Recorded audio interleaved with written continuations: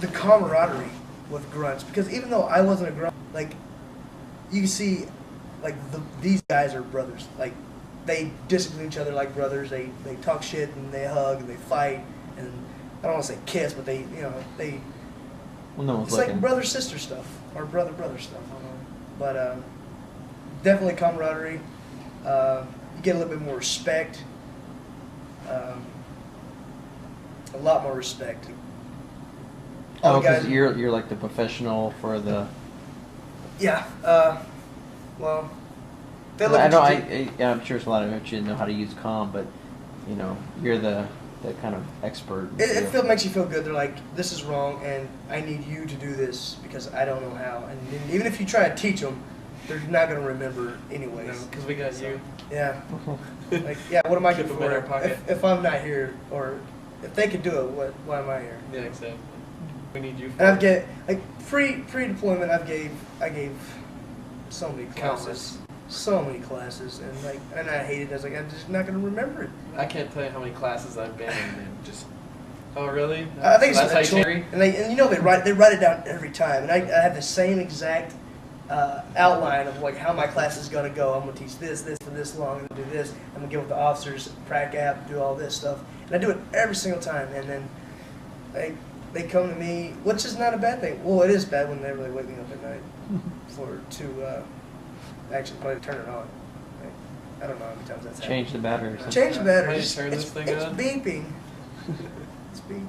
Why isn't it working? Captain Mines, like the whole deployment, like Captain Mines was the one that came to me. He's like, "This is fucked up. Make it respect me." Like that's. Yeah, he's like, "I did all I know. I pushed this button and this button and this button." And like, no shit, the 153s. He'd come up to me. He's like, "All right, see, I want to talk through my Quiet Pro, but it's not working." And I just like take it and like push the button, get a radio check. And he's like, "What the fuck, man?" He's like, "Show me what you did." I was like, I just pushed the button, sir. Like, that's all I did. He's like, "No, bullshit, you did something else. You punched something else." Like, I don't know. Yeah, that happens. I think he's just abusive and he doesn't like him. Like, the equipment doesn't like him. He's too mean. No, not at all.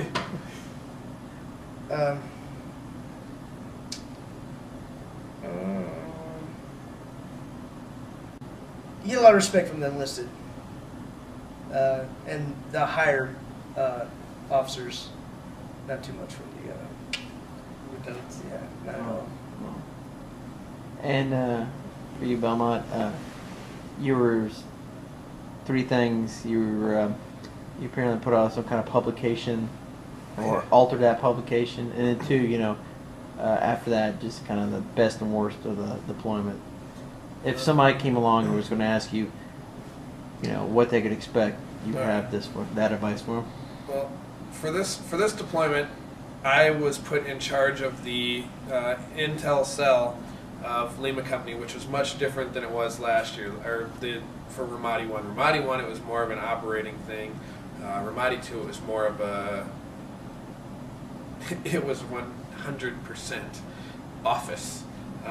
So it sucked. It was real hard for me to go for a transition from, out, beating feet on the streets to sitting behind a desk for 7 months straight. Like, there was weeks where I would go without seeing the sun, literally like 3 weeks, and I'd step outside and be like, but it was a good experience because I learned a lot about computers, about Intel, about homework. Having to provide tangible results was the hardest thing for me, because as a grunt, my results that I had to show before were mission completion. Well, just being successful, being out there, being physically fit, being able to make it to point B, survive, and be good at killing. Like, I can do that. That's great. And now it was time for me to basically expand my horizons and see what else I could do, look for a new challenge,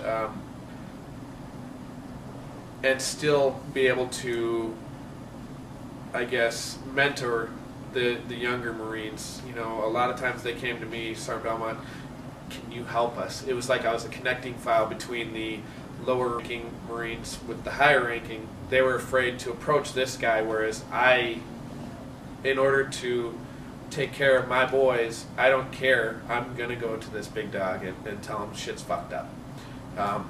But as far as my job this time, when we first got there, 1-6 was still there, and their intel kid was a Corporal Davenport, just like Iowa. Anyways, he wasn't given much to work with. They kind of tied his hands. He wanted to do a lot, but he really wasn't able to. Captain Mines worked with me.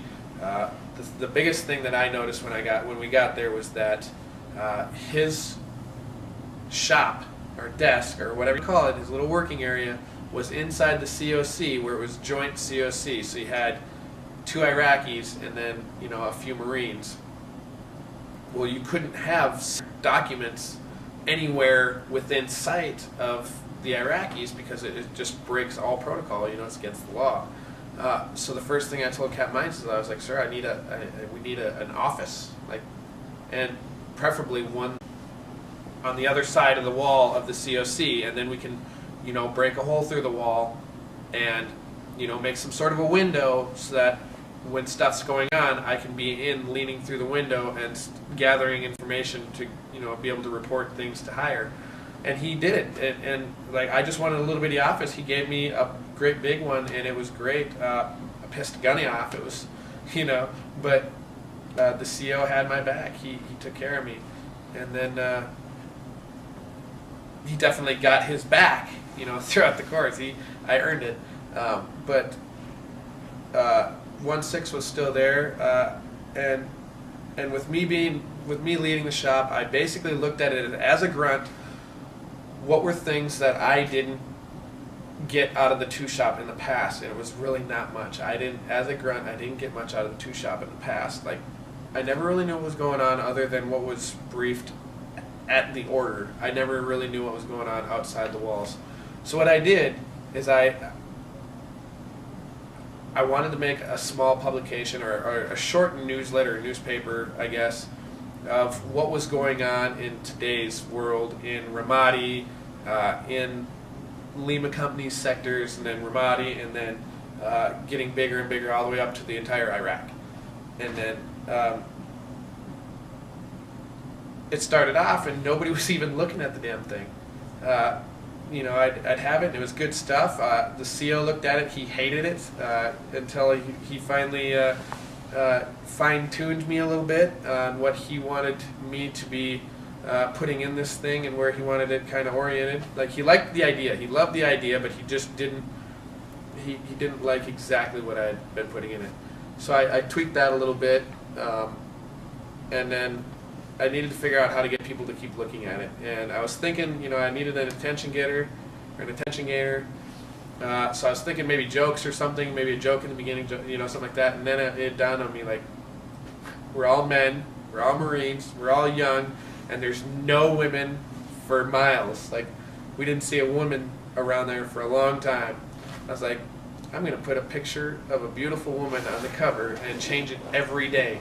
And that's what it did. And everybody picked that thing up every day just to make sure it wasn't the same girl. And that's what we did, was we had a different girl on the cover of every issue all the way throughout the entire deployment until viruses starting to get at things, and then some pictures. We started running out of pictures, but that was a huge thing, was viruses. But yeah, the picture of the woman on the cover, it was a success story, I guess. Next thing was a ASCOPE IPB, and it's all one big acronym. It stands for IPB is an intel preparation of the battle space, and ASCOPE stands for area, structures, capabilities, organizations, people, and events. And that's all those things come together, and it's a way of monitoring a semi-permissive battle zone